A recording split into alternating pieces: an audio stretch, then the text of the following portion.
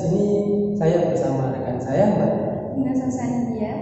Di sini kami akan mencoba menganalisis sebuah permasalahan yang sering terjadi di Indonesia, yaitu permasalahan tentang perselingkuhan.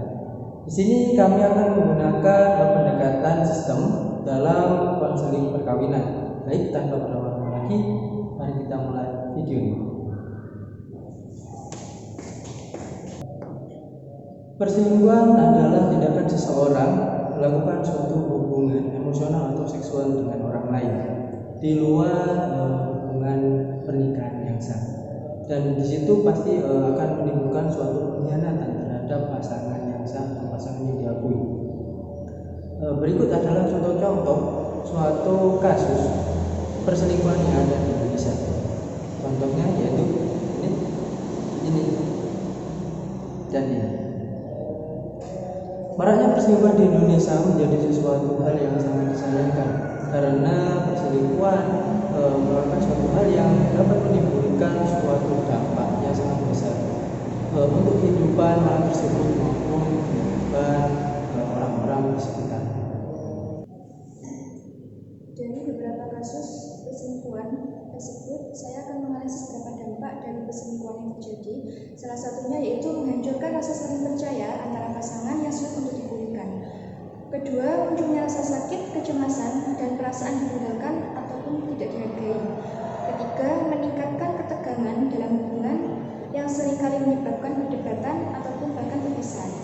Keempat, terganggunya kesehatan mental individu seperti depresi, stres, atau perasaan rendah diri.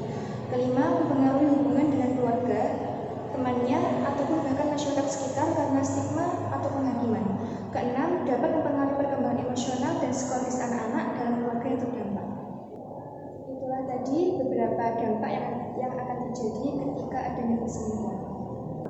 Langkah-langkah konselor dalam mengatasi masalah perselingkuhan dengan pendekatan sistem melibatkan analisis dan intervensi terhadap hubungan yang lebih luas, bukan hanya pada individu yang terlibat dalam permasalahan perselingkuhan.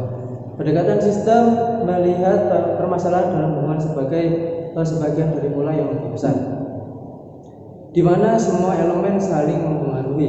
Berikut adalah langkah-langkah yang dapat diambil oleh konselor dalam mengatasi permasalahan perselingkuhan menggunakan pendekatan sistem.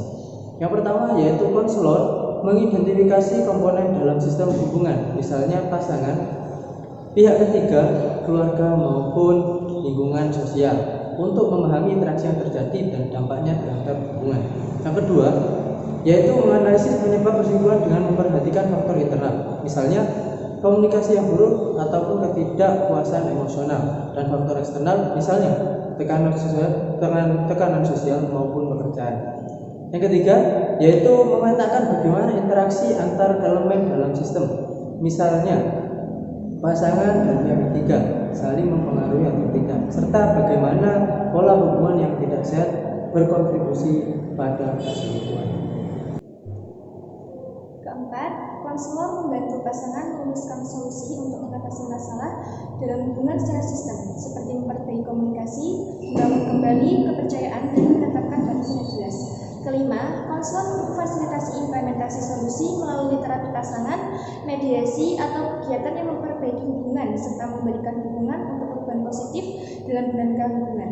Keenam, konselor membantu perkembangan pasangan setelah intervensi dan mengevaluasi efektivitas solusi yang diterapkan, memberikan umpan balik dan penyesuaian jika diperlukan agar hubungan tetap sehat dan stabil.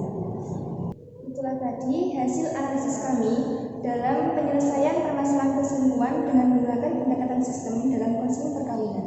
Sekian dari kami. Apabila ada kata yang salah terkait dengan penyampaian ataupun yang lainnya, kami mohon maaf yang sebesar-besarnya.